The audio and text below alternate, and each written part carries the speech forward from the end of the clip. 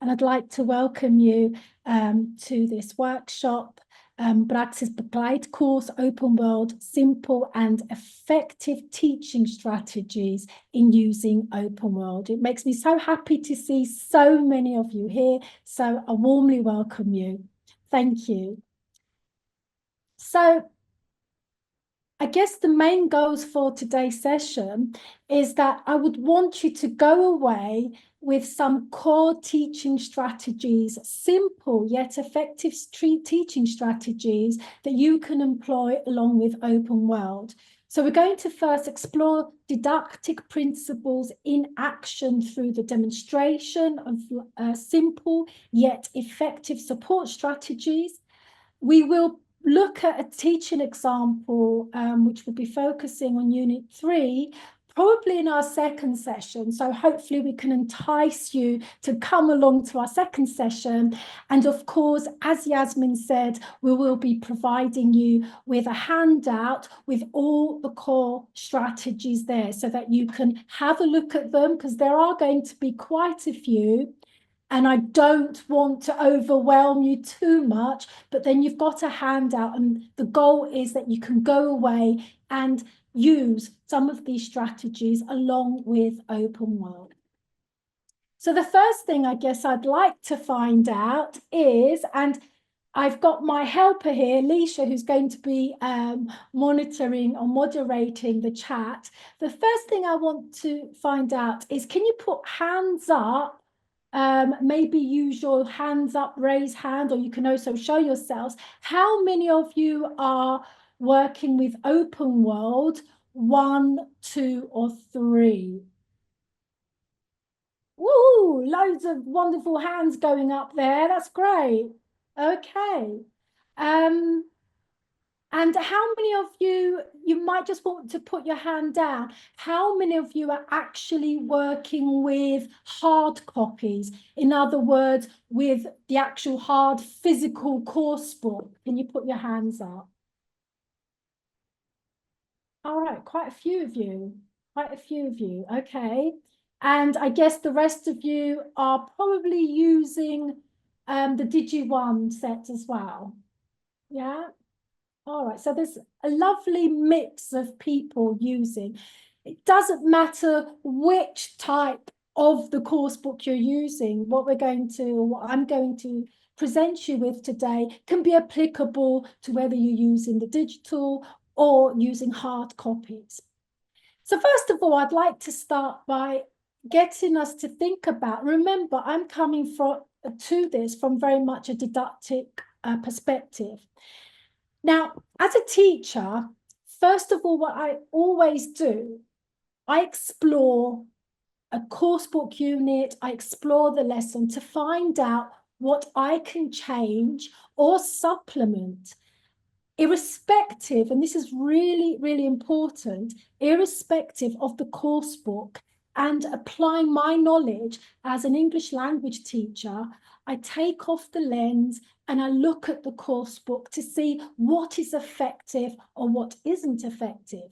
Now, I do this for every unit and pages to see where the shortcomings are or what really works well. So it's always about asking yourself as teachers, what are the didactic strengths and shortcomings of a unit, and how would you adapt or supplement it to better meet your learners' needs? And that is so, so important, because remember, and this is exactly what I tell my trainee teachers at the PH, you need to be teaching the learners, not the course book. Every teaching context is different. We have such mixed ability classes, so it's important to bear that in mind. So I'm going to start first by looking at effective and simple strategies, teaching strategies, by exploring reading. So what I've done is, I don't know if any of you have a copy of the book at hand, but if not, please have a look at the slides. We're going to have a look at child labour, which is pages 90 to 91 in the course book. And I'm going to analyse it, and look at it and see, well, what is it that I can do a little bit differently? Like I said, without major changes at all. So the first thing we need to do is have a look at the unit. So this is a really fabulous unit called All Work, No Play. And as I said to you earlier, I would explore this unit and any other unit to see what it is that it's missing, perhaps, what's really good, what would work, and what would need to be perhaps a little bit supplemented. So can everybody see this unit fine? So if you have a look at this unit, which is from Unit 5, could you tell me what, perhaps put it in the chat, what you find positive, what you find perhaps is missing from your perspectives as a teacher?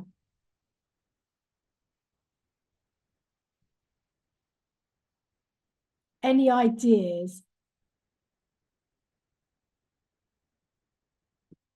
So what do you think is positive? You don't have to spend ages reading through it. It really is just a glance at looking at the unit and seeing what you find is good, what perhaps is missing for you as a teacher. Any ideas? Christian said language support. Okay, language support. Can you be more specific? Perhaps some scaffolding, some strategies? Can't see the group chat, I'm afraid, for some strange reason. Christian, maybe you can also, vocabulary. Okay. Oh, vocabulary. Okay. Okay. Oh, there we go. I can see Christian now. Language support. Okay, well, this is what I felt about it. And I've got the hard copy here with me, as you can see. I thought that the visuals are absolutely wonderful. I found that the visuals are really powerful and they evoke intense emotion. Also, what I've really liked about this unit is that it provides a lens to the world of these children during the Victorian era. Now, the reading or listening, it actually concisely provides an insight to the topics. I thought that was really good. And what I really like, and I like this with Open World, is the fact that there's constant language support. There's constant strategies. So, for example, the reading strategies here, the PDG strategies, and also by looking at the questions, the true or false questions, I thought that they were appropriate for the level of the learners. So I thought this was generally a good unit. There are even more answers, and I thought that Rahel, the comparison to today's problems is also a really nice thought that she had, or good pictures. That's what you said. Yeah, absolutely. Yes, absolutely. Tatiana Rahel, totally agree with you. I love the pictures. I think they're fantastic. However, when I looked at it more closely, there was so much there. I felt, yes, the pictures are so effective. However, it doesn't really activate learners' background knowledge because it actually tells them in the opening paragraph of the unit, for example, tells them about the children and where they are and what they're doing. So it tells us already he's a coal miner or a textile worker. Also, for example, in section B, it says, look at the pictures next to the children in the Victorian age. Well, what can it be about? Well, you've already told me what it's going to be about, okay? So again, I found, well, it doesn't really allow learners to engage with those pictures. Also, I found that when it asked in the other section, compare the pictures of the Victorian classroom to your own, I thought that was a little bit of context. I like the idea, but I thought, well, maybe I can just do something a little bit different with it.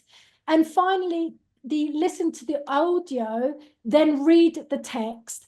Well, again, what is this going to be? Is this going to be a listening task or is it going to be a reading task? So I felt, well, maybe I want to focus and make it more of a reading task.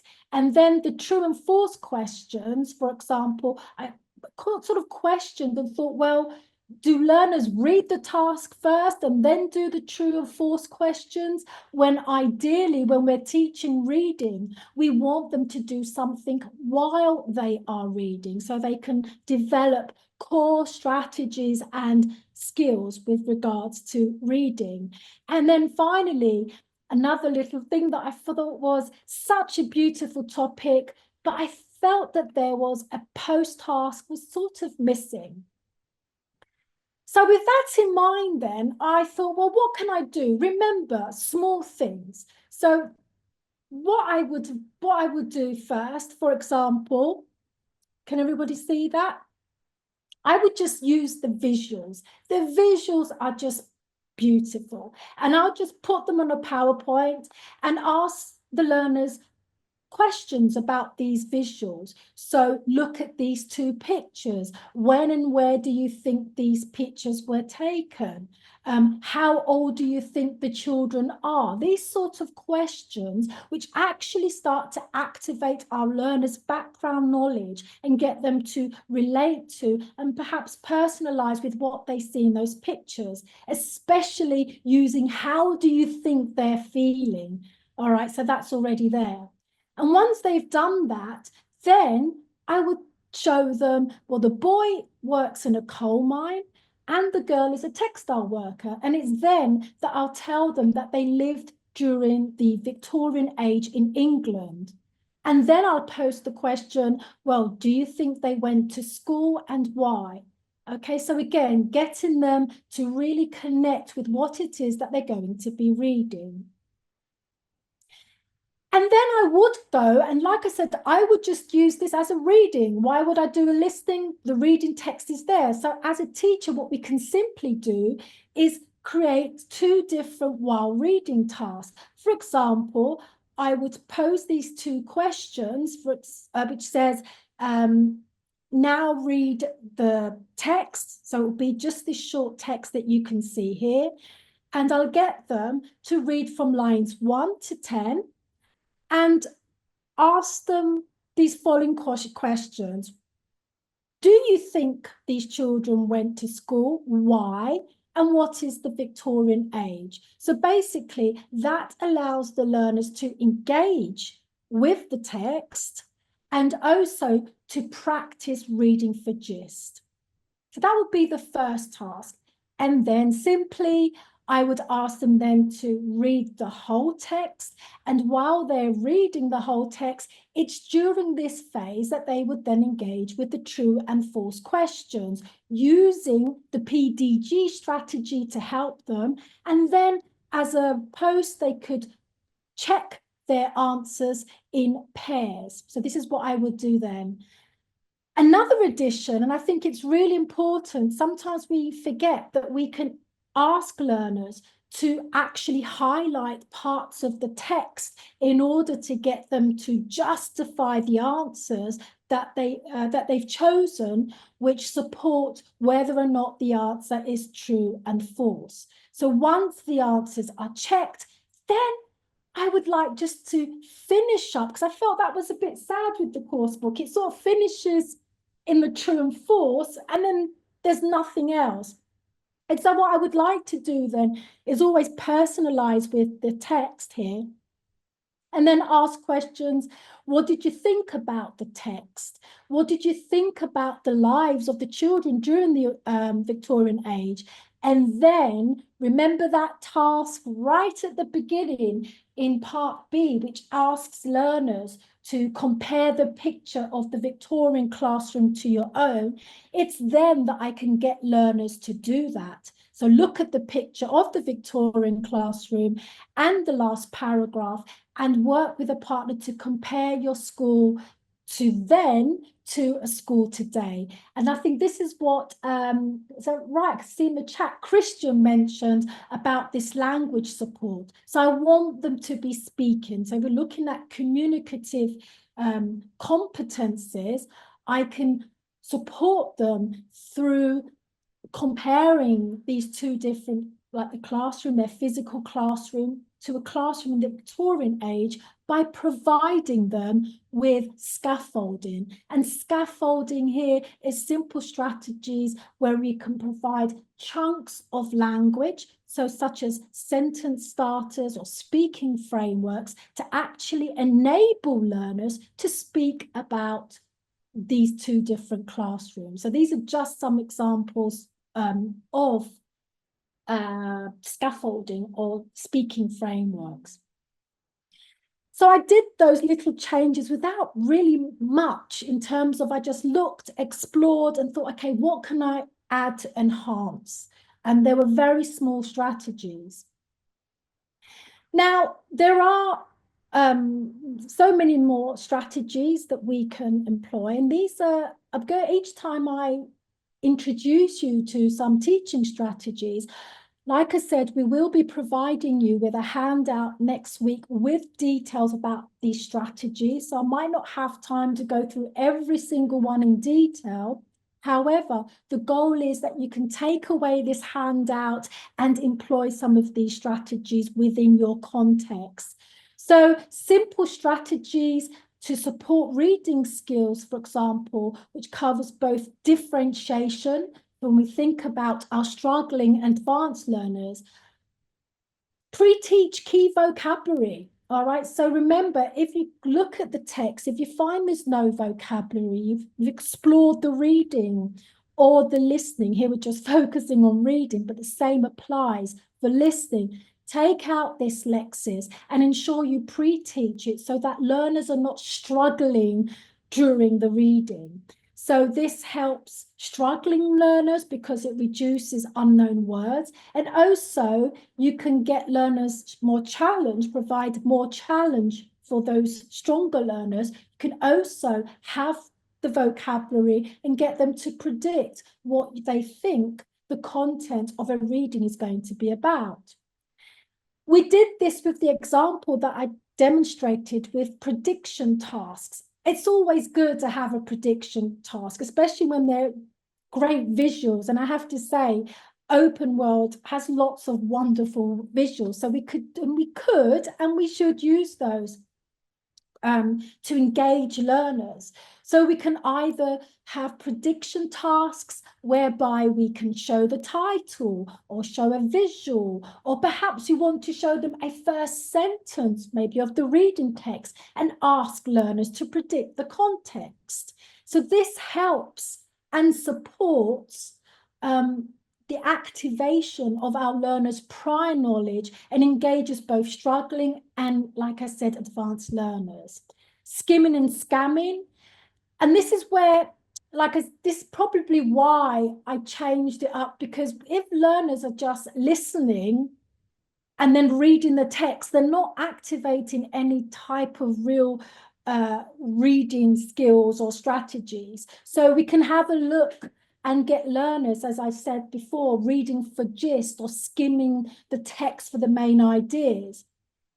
Graphic organizers, they're visual aids where you can perhaps get learners to use charts or mind maps to help learners organize their thoughts.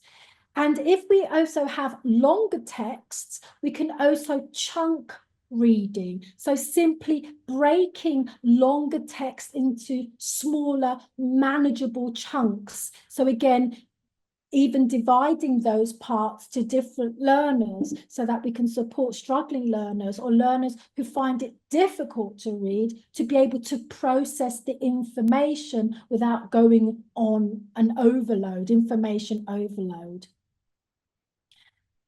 I highly, highly recommend, when I talk about the 6th point, text annotation, this is simply getting learners to annotate a text they're reading by highlighting, get them to engage. So when they're reading, they could be highlighting the text, whether it's marking unfamiliar words or whether they have a question while they're reading that they want to ask afterwards.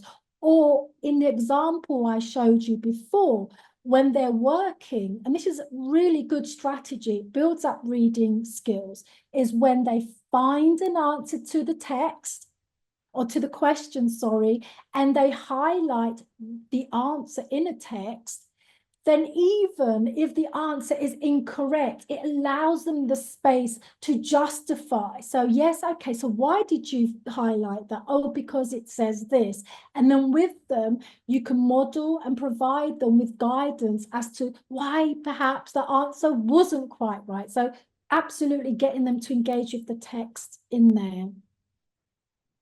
You could also get learners number 7 to paraphrase. So if it's a longer text, and some of the reading in Open World is quite long. So instead of just going through all of the text all at once, you can use a paragraph and then check with learners, get them to paraphrase, excuse me, or summarize the text. Okay, just to see, okay, have they understood the text before we move on? Jigsaw reading is fun, and it works really well, again, by simply taking a text and then giving learners different parts to read. So it doesn't take a lot of designing. So you can divide the paragraphs into different sections, A, B, C, D, for example, and each person becomes an expert for that particular paragraph. And then they work together to put the text, hence the reason why it's called a jigsaw reading. And if you're really creative and you really want to go, you could always actually physically take the text and cut them out and get the learners to work and put the texts together. And really important, always look what happens after the reading. What do learners do after they've read the text, excuse me. So there should be opportunities for a post-reading discussions, again, depending on the level of your learners.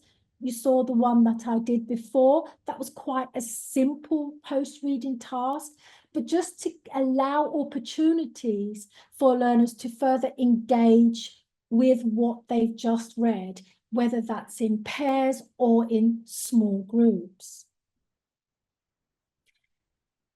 And finally, the last sort of 4 strategies which I think are effective is, again, model reading strategies.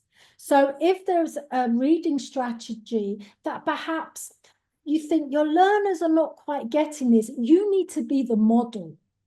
All right, so the strategy with the annotation, how they found the answer, that's a strategy, okay? But showing them how they go about understanding or working something out. So basically, you are providing them with the support in how to work out the answers, all right? Because remember, there are so many learners that they may see a reading strategy, and I'm just referring, let's say, to the PDG strategy. They might still not understand it. So it's always good just to go through, perhaps with other samples, of how they can develop a specific reading strategy.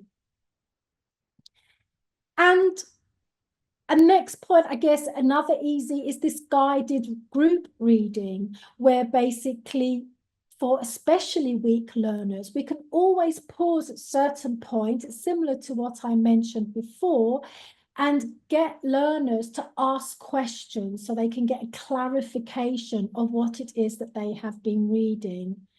And finally, we also can provide them with guided reading questions, because not all learners are going to be able to attempt the types of questions, whether it's true or false, open, closed questions, easily. So we can also grade the types of questions, maybe get them to answer 2 of the questions, or perhaps rephrase the question. You just need to write it on the board where they may need just to give short answers. Okay, so grading those questions.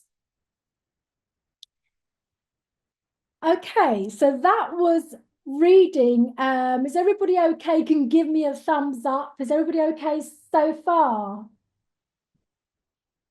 Great, you're all stars. Great, fabulous, thank you. So that was some simple insights to effective reading teaching strategies or teaching strategies with regards to reading. Now, let's go and look into listening. Now, as a skill, we know that listening is very similar to reading in that they are both receptive skills. In other words, we are receiving information. It's what's usually referred to as the input. So a lot of what we do in the reading can be just as applicable to what we do in listening. So an example, again, that I want to look at is a good one from Unit 1 in Open World, pages 14 to 15. And I can imagine most of you have probably done this unit already. And we're going to explore this unit. And once again, just in the chat, have a look at this opening unit. And again, what do you think are the pros or the good things or things that are missing or great things about this unit? Again, you can put it in the chat.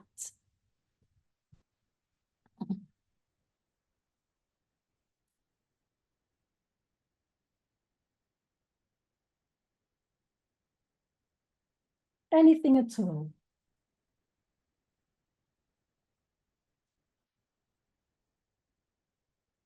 Okay, there is not context. Ah, nice one, Claudia. Yes, there's not context or there's no leading to the listening. All right, so yeah, that's a good point. Absolutely. Anybody else? You don't mind me reading, I could incorporate single choice questions. Yes, you could, depending on the class. So the questions, there's quite a lot of questions in the opening, right? Yes, absolutely. Absolutely. Okay. So you've touched upon some things. I certainly think once again that the text itself, and again, I'm talking about the text. When I talk to text, I'm not just referring to a reading text. Text is any form of discourse. But just to talk about the listening text, I certainly think the text is appropriate. I certainly think there are a good range or a wide range of questions. And also what I particularly like about this unit is that it uses grammar in context. So I like that, the fact that it uses it on a sort of discourse-based approach to it. But when I looked at it, and Claudia mentioned this, there's no context or lead, and that's exactly what I thought. I thought, oh, there's no pre-task, there's nothing that leads my learners into this particular unit.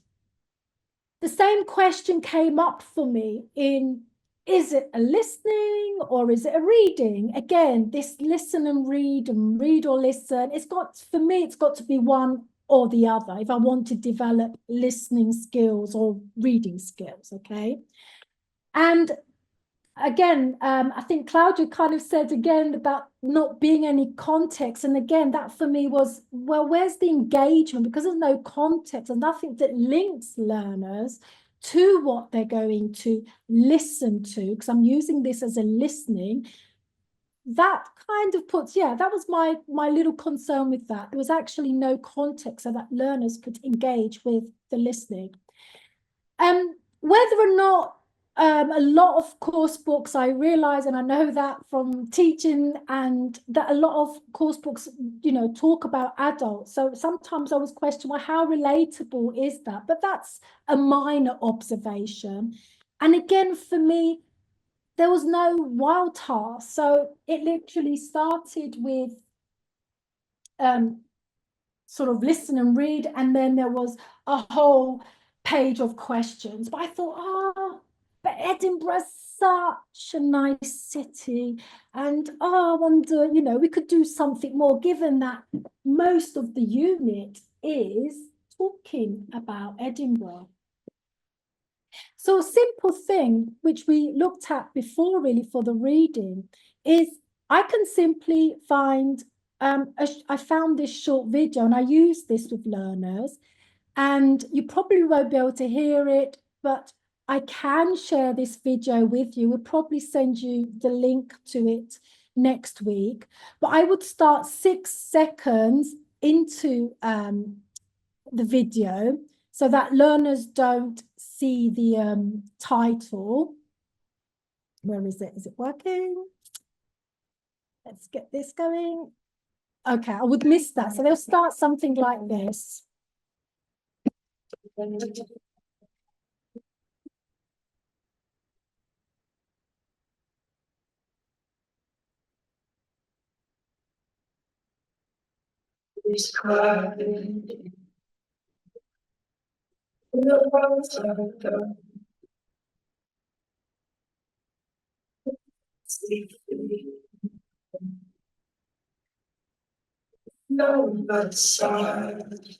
All right. And that's a very short video with no talking. So it's very, very visual. And then I would basically show the short video about Edinburgh to activate, again, the learner's background knowledge and make predictions about what we're going to read about. And I'll tell my learners that this video is going to show us the topic that we'll be reading about. And while they're watching the video, they can jot down words that they see in the video. So things like a map, a castle, whatever it is that they can see in the video. Like I said, there is no talking in this video. It's just learners watching and activating them and getting them to think of some key vocabulary. And if they don't know the words in English, that's okay. We can also get them to write the words in German or in French, whatever other language they have to engage with this video. So what city is in the video? What things can you see? What is the girl doing in the video? Which is a great way of, again, using grammar in context. And then once we've watched this short video, what we could then do is we can share our words and phrases about Edinburgh, and we can write this. Please use your whiteboards or your blackboards. You know, I'm a fan for blackboards and whiteboards. Write those key expressions up on the board, and then we can have and build together as a class some vocabulary related to Edinburgh and related to what the learners have just seen. And then I focus on moving to the picture. And again, I just want to focus on the picture. And I would do this, and I have done this with books closed. All right. So I'll tell my learners that this is Caroline, and you're going to hear Caroline talking about why she loves Edinburgh. And then I'd ask my learners, based on what they've seen in the video, based on their words and phrases that they've created, why do you think she loves Edinburgh? All right, again, getting them to engage with what they've just seen. So they're in that place of being in that city themselves. So that's what I would do, as just to get them into the task. Remember, the key here, we don't always have to open our book straight away. We can just make slight minor adjustments without having to open the book, so the learners don't get everything already, okay? And then once they've done that, then I would ask them to listen. Books are closed. Remember, I'm using this, or I would want to use this as a listening task. And then I would play, which is the same text, as you probably all know, as the reading. I would play just from lines 1 to about lines 12, which is just the first part. And just as I did with a reading, for example, I would ask them to focus on these 3 questions. They're listening they're listening to these 3 questions. And once they've done that, then I will give them a listening task. All right, again, The books are still closed. Now, what I've done with this, and it isn't rocket science, you can do simple things. I devised a second while listening activity whereby the goal is for learners to listen to specific information. So the information that learners will be listening to are words, student A, differentiation there, and then phrases, student B. So the learners are listening for the same sentences, but depending on the levels, they will listen for different information to complete the sentences. So the difference here is that student A has a simpler task to listen to than student B. Okay, and that's basically what it is. Now, this really didn't take any time at all. I basically took the sentences from the reading itself. So you can just change it up to make it more of a listening task. So the idea is that's the first one, student A, and that's student B. Now, because this is an information gap activity, I don't want my learners to show. So I've put my learners A and B, and they mustn't show their worksheets to each other. Once they've listened through the text, perhaps you want to play the listening, not perhaps, generally we would play the listening twice, but check, because it's quite short, they may be okay the first time they've listened. If not, always remember, never ever just play a recording once. It's always good to play a recording, not always good to play a recording twice, and definitely in a lot of instances, depending on the level of your class, to also play a recording a third time. They listen, and while they're listening, they complete the gaps. So it very much is, like I said, they're listening for specific words or phrases. Now, do not worry about spelling. Do not worry about anything with regards to spelling. We want to see that they've listened, that they've understood, even if the spelling is incorrect. That's not going to be, it shouldn't be a problem. And once they've done this, then learners can form groups once they've listened to check their answers, all right? So they can check their answers in groups because they have similar sentence or the same sentences, but they have different expressions that they listen to. And then go to the course book. That's when I can use my reading. Go to the reading, and now using the reading, they can read. And while they're reading, they can check the spelling. They can make corrections. So it's about them drawing awareness of what they've just listened to, okay? And then that's when I would then basically get them to do the tasks. Once they've done that, I can say, okay, everybody must do section B, which is answer the questions in full sentences, because they've done the listening, they've just read the text. And then I would say learners could then choose to do either section C or D. And of course, more advanced learners, they could complete all sections, but everybody must do section B. Again, choice is key, especially when we talk about differentiation. One strategy is providing learners with choice. So again, same sort of principles apply. Please remember, if there's no leading, just as some of you mentioned, provide a leading, provide some sort of leading so that we can activate the learner's prior knowledge. Again, pre-teach vocabulary, no different from what I said before. Set a listening purpose. So remember, always provide learners with a clear task.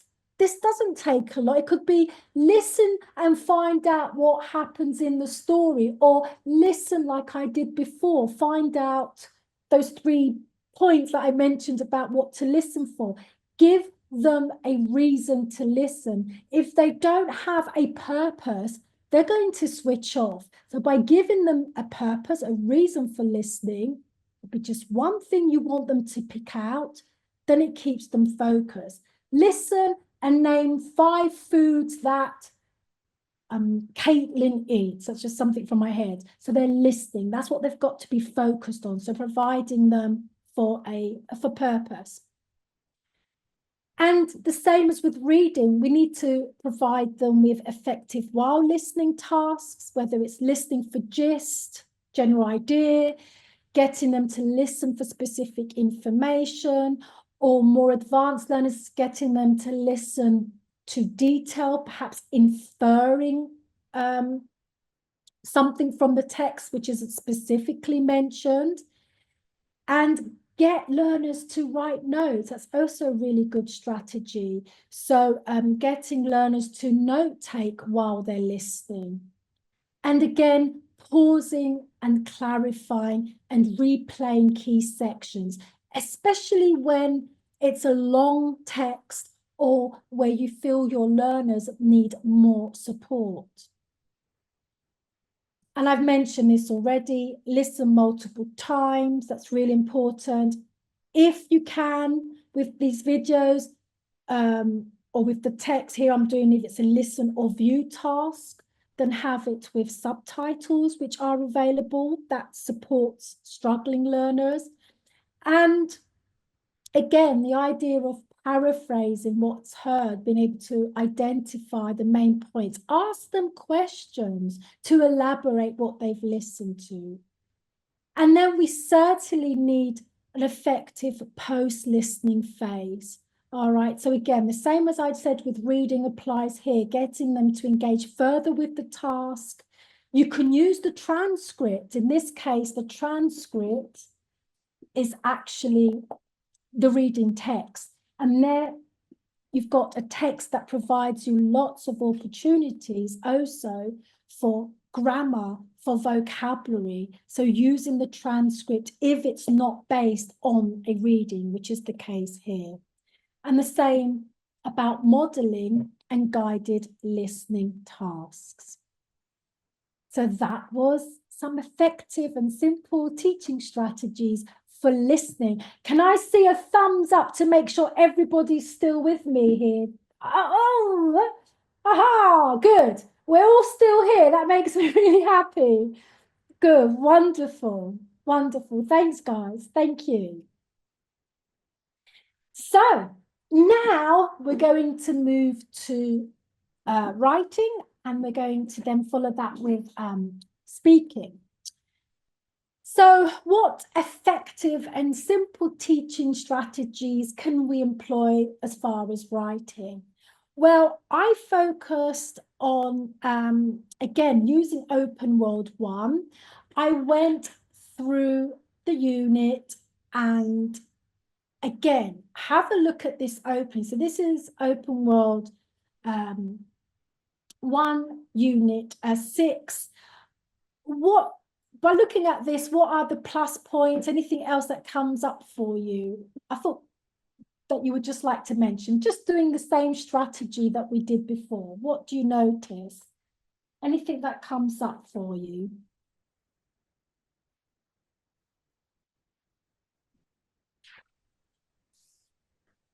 Tatiana, do you still have a question?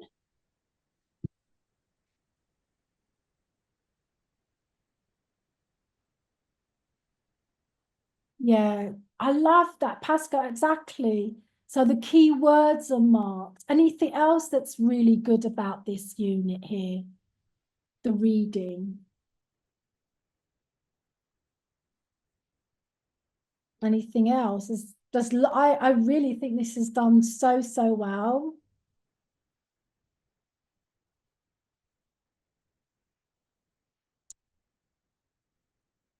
So I have to say, this is what I appropriate use of, I like that, colors, yes, visuals, and absolutely. So examples given for the strategies, absolutely.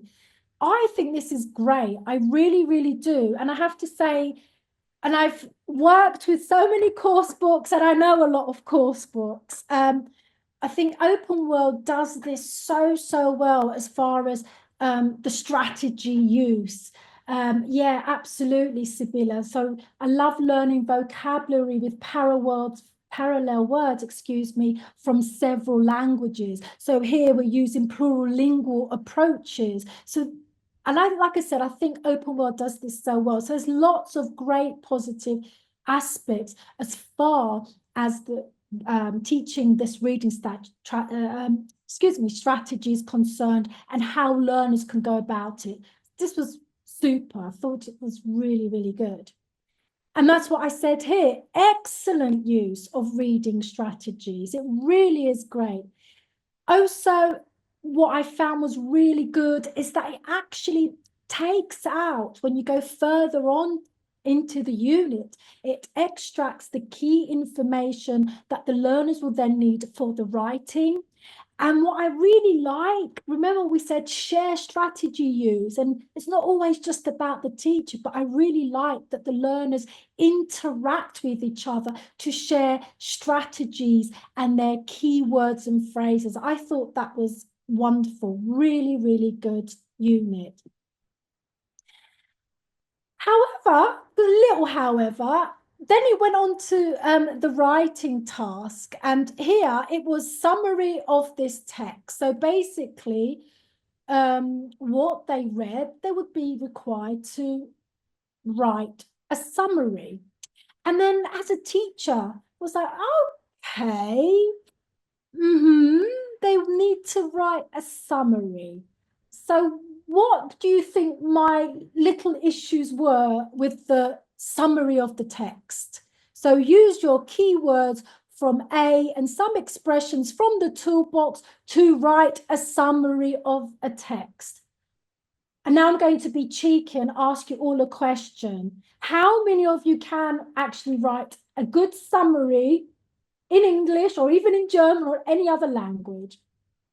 Write a summary of this text. How many of, all right.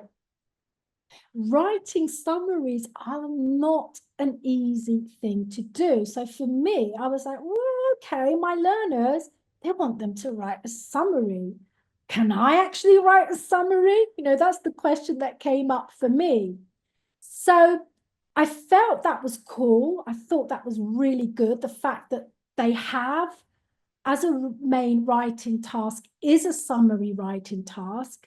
And that's what I also like about Open World, is that it provides different types and different genres of writing, which also corresponds to the Lehrplan 21. So that was really good. And I have to say, the peer feedback is great. All right. So that was bonus points. I really like the feedback. So where pairs read each other's summaries, and then they need to complete and provide feedback. All really good. But where do we start? We've got the task, and now write a summary. So this was the thing. I was like, well, how do I get my learners to write a summary? And the question came up is, well, do my learners know what a summary is? Do they know the format, the structure, and the language they should use? Is there a model of a summary, and how does this link with the activity? What about scaffolding or support for struggling learners? So how are my learners going to write a summary? And how effective then, if they don't have a model, and perhaps maybe they've not written a summary before, how effective then would the peer feedback actually be? And do they know how to get there? So of course, and this is what I would absolutely do, I would provide my learners with a model summary. And nowadays, you lovely people, you know as well as I do, we can create effective summaries on we can create any text really with, being careful with how we want it to be graded. But now we don't have to sit like I used to do years ago and create my own emails or create my own reports or create my own summaries. Now we do have AI tools that can certainly support us in simply creating effective, in this case, summaries. So here is a model text of a summary. I would use this, again, I want my learners to write a summary. Well, what is a summary? And then I'll get them to work in pairs. And you can do this with any written, if it's the first time they're actually writing a specific genre of text, and get them to see what they notice in terms of what is a summary. So here's an effective awareness-raising task. Based on what I get from my learners, then I can ask and use this. So what is the text about? What is the most important facts or ideas? So these are sort of the guiding or the support questions I would ask my learners to think about while they're reading and looking at the structure of this summary. And then provide them with just a simple structure. Again, this does not take forever. So please don't look at this and go, oh, there isn't a lot of work, because you would need to. If it's not there, then add it, because at the end of the day, it's about your learners. If we want to get the best out of our learners, then we should afford them with the opportunity to be able to show us their best, okay? So this is a simple structure. So the topic sentence, key points, and then concluding sentence. That would basically be a simple structure. Okay, keep it simple. And then also getting them to look at the information. Remember, they're writing their summaries from the reading that they've read. And I kind of put everything together. So I took the reading myself. I'd be happy to share this as well with you, these parts with you. And this was the summary. Okay, it's a pretty good summary, but this is a summary that's graded based on the reading. So that would be the summary. All right. So again, developing that writing. And that's what I would do. And then they've got something. Once I've got a model, once they've looked at, then they've got something. They know what to look for when they're giving peer feedback. And we can develop this further when perhaps if they need to write a summary as part of their summative assessment, then we've got something to look at. So what effective strategies can we use, teaching strategies? Because writing, people don't like writing very much, and even less so our learners. It's frustrating. It's a long, tedious task. So we have to ensure that we provide opportunities for our learners to want to write, and to also provide them with opportunities to have ideas as to what they want to write. So always, or not always, but a strategy, brainstorm ideas, all right? So getting them to jot down their own ideas. Use writing prompts, sentence starters, framework. So for example, going back to this summary, for weaker learners, we can create a scaffolding text where learners simply need to fill in the gaps. All right, maybe not. And then slowly, you release the support so that they can generally, or hopefully, will start to be able to produce their own text. So scaffolding, sentence starters, so that they can start from somewhere. All right, so they can start with somewhere. So I always outline the structure. So if there's not an example available in the course book, then find other models. Remember, it's not just the one in your course book.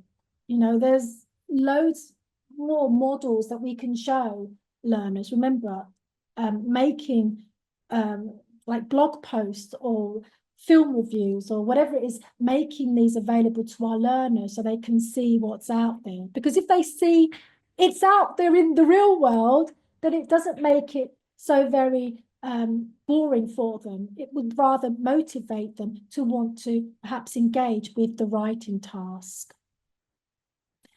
Sometimes we can just get learners to free write. You want to look at a topic and perhaps just get them to free write, get them to just write down any ideas that they may have about a topic. They can then use these ideas for a writing task. Writing doesn't always have to be about formal writing in terms of always having to produce something at the end. Writing in stages. So again, if we think about stages in terms of process writing, we can get them to brainstorm, to write a draft, to rewrite, which Open World does do. It takes them through step-by-step processes, so that's important. Peer feedback. This is the same as before. Use visual aids. And perhaps you might also want to ask them to have little writing journals, something which is, so it just means they can just write things, whether it's sort of similar to the free writing, but just to plant the seed, to get them to write something. Okay, so having these journals. And checklists, which is again similar to, let's say, the feedback, but you can always give them and have simple checklists that you want them to check before they hand in a written task. Oh, come on, there we go. I did this sort of modeling the writing process, which is sort of similar with what I did here with the summary part. Also, you can have targeted mini lessons, small lessons, where you really want to develop writing. Sometimes writing is a task that is usually left for homework. But how about like something like the summary writing? That would be such a cool thing that you can do during the lesson. You know, don't always leave writing for homework because there's more time. It's okay if they sit for 45 minutes, they got 30 minutes and actually start writing or do something with writing. You don't always have to leave it for something they would do afterwards. And make sure that you also collaborative writing. You can also have learners, maybe an example, I'll just stay with the example. It could be that they write the summary together, especially a good idea as a collaborative writing task where you can pair up learners. Okay, so it's not so much, and it, like I said, it just lessens the load. And connecting the writing to the reading, which actually Open World done brilliantly with the garbage, the Great Pacific Garbage Patch. That was the reading, and it led on to the production, to producing a summary text. So that was really good. And of course, I don't need to tell you this, but celebrate our students' writing. Sometimes we forget to do that. And it'd be a great idea if they can also have an opportunity perhaps to showcase their writing as well. All right, so is everybody still okay? Is everybody still with me? If I don't see a lot of hands, then there's a lot of wonderful hands going up. Good, wonderful. So we're nearly coming to the end of my input. Thank you so much. And the final part really is looking at speaking, and this was on page 122 and 125, and I am going to just put this one out here. I actually really loved this speaking task because this is what I was going to ask you to put your lens on, and I did put my lens on. And I looked and I thought, wow, this is actually an awesome speaking task. The fact that each learner has a separate reading where they need to then complete their information gap, and then they form pairs, and then they discuss and they fill up the information. There's a toolbox which supports them with language. This is really, really good. Really good. I wouldn't, to be honest, I wouldn't change anything with the speaking. It's a really good speaking task. I think it's fabulous. Does what it's supposed to do. And it's got all the elements as well. So integrating skills, both with reading, note-taking, speaking, listening, great task. And I've highlighted that here. Makes use of reading strategy, so it's carried on through the unit. Again, the toolbox, which I think is such a cool aspect of Open World, is that there is this toolbox with some scaffolding, with sentence starters. It gauges learners in S2, which is basically semi-controlled speaking. It's not free speaking. It's semi-controlled because learners have, if you like, a support with using their information gap activity to exchange information. And as a result, it develops both fluency and accuracy. And like I said, you know, the post tasks, they're listening. So this was really good. I really, really like that. So that was a really good example.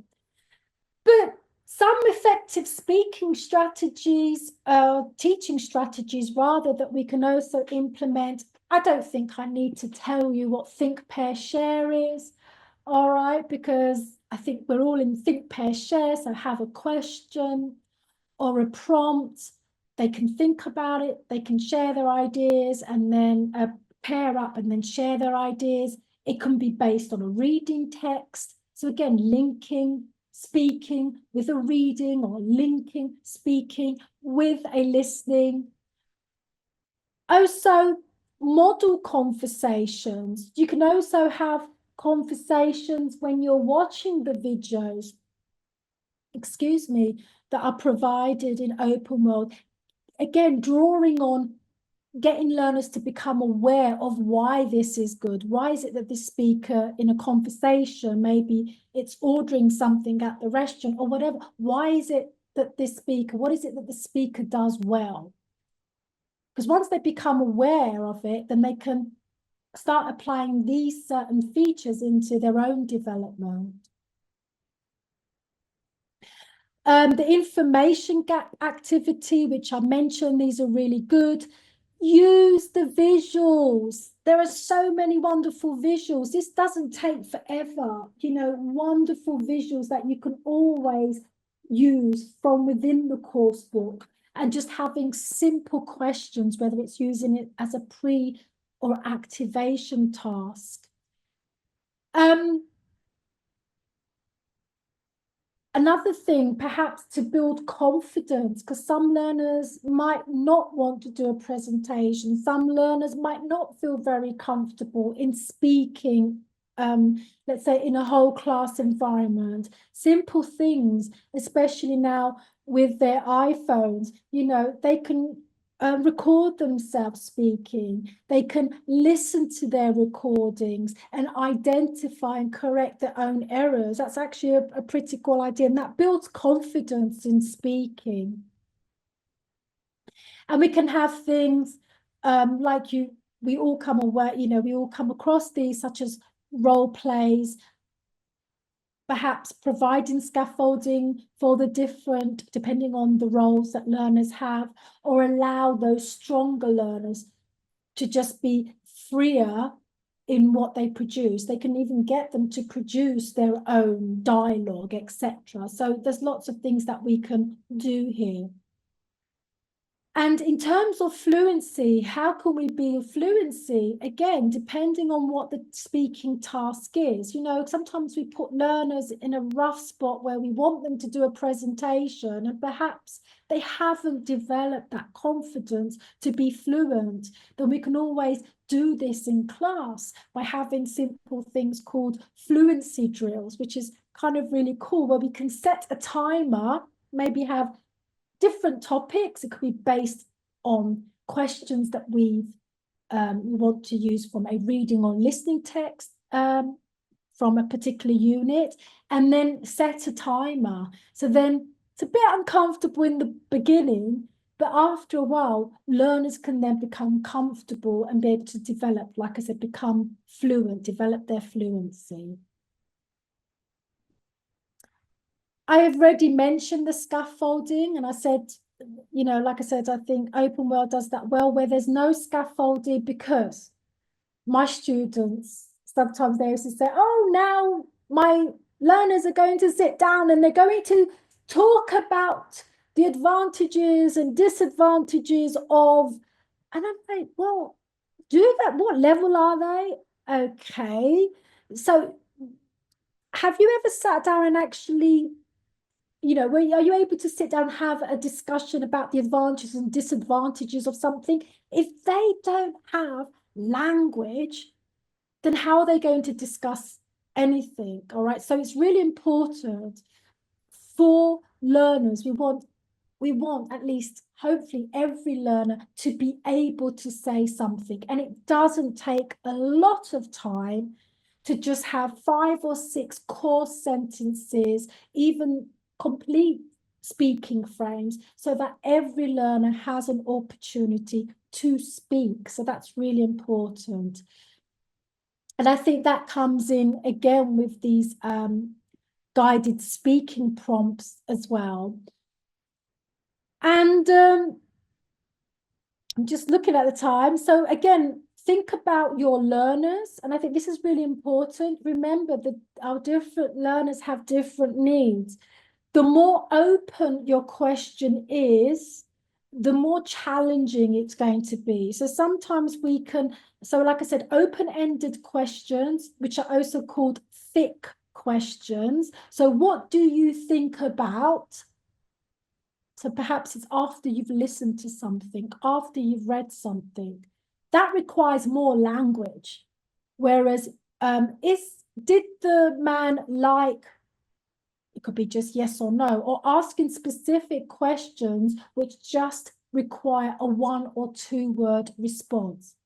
Everyone's still engaged, but you know your learners better than any course book will know your learners, where you can grade the types of questions to check understanding by using 1 or 2 response type questions, thin questions, or thick questions, which ask learners to delve in further. So finally, I'm going to briefly go through, because I know we're sort of running out of time and we want to get some feedback for you, but I didn't go into any specific area in terms of within the coursebook. However, we can certainly look at some areas perhaps next time in our second session, but I just want to share with you some effective and simple teaching strategies with regards to grammar and vocabulary.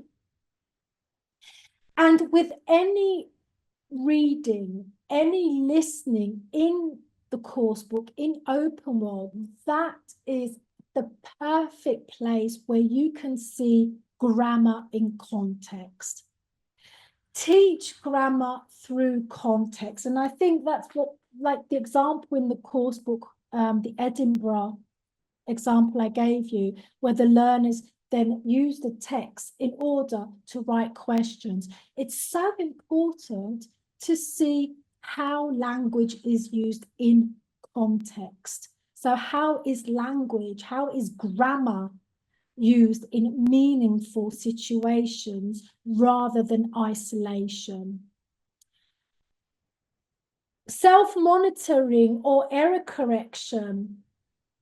Again, getting learners to be aware of their own errors. So another thing, you know, sometimes with writing, for example, don't correct every single error.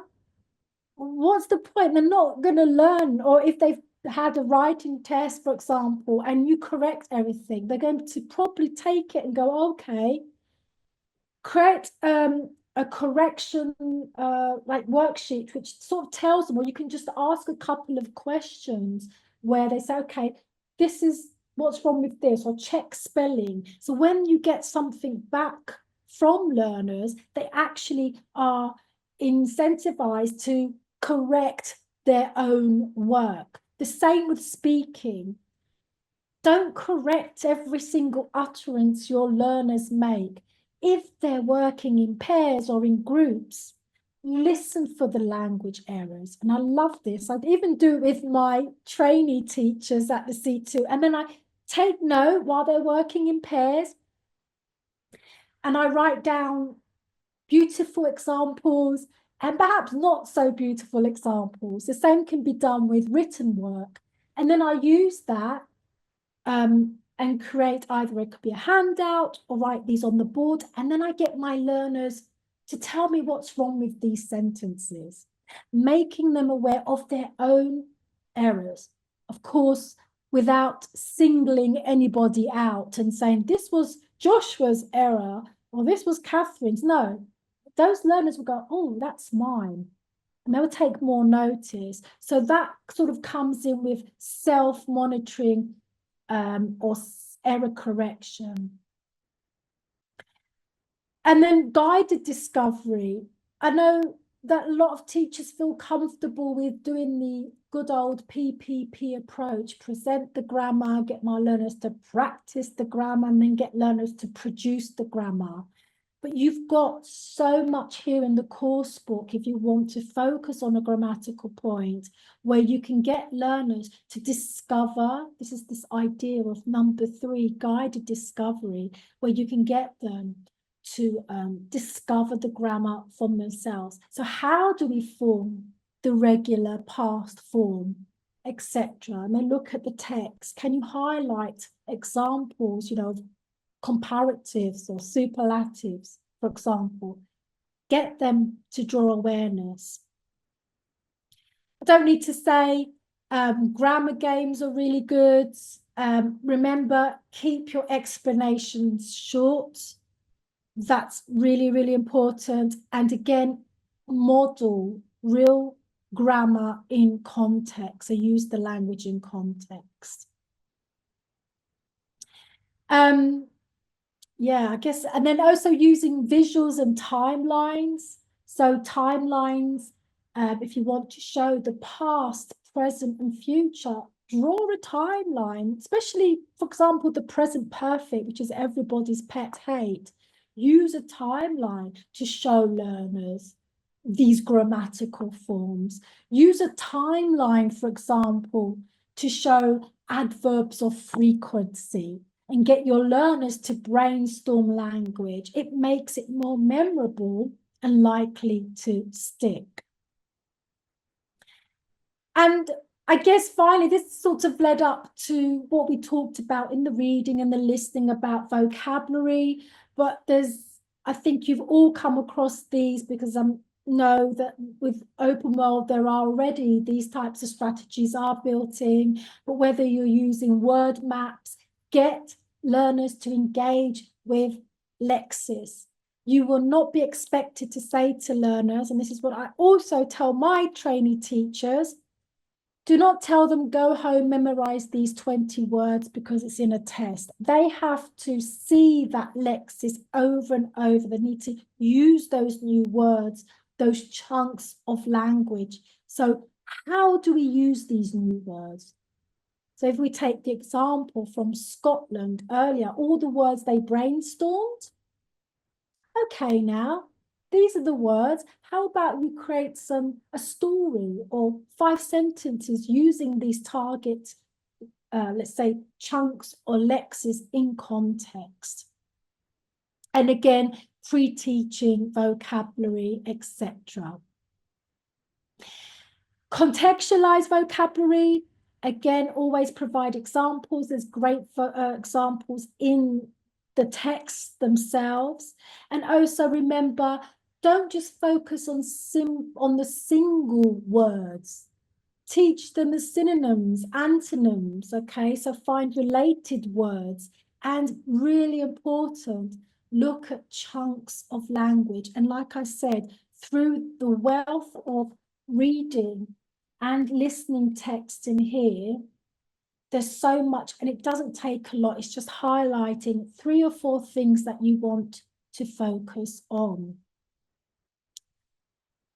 I hope that wasn't too overwhelming. And like I said, I will be providing you, or we will be providing you with the information that I've shared today on a handout.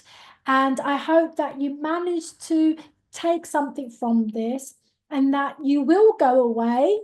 And once you get the handout, that you try at least, I would say, 2 or 3 or maybe 4 teaching strategies, maybe something that you've not tried out before. Remember, you don't need rocket science to just change something. It's about how we look at the course book and those small changes we can do to make it an effective resource so that we can reach out to most of our learners. Remember, teaching, it's about your learners. Okay, thank you so much.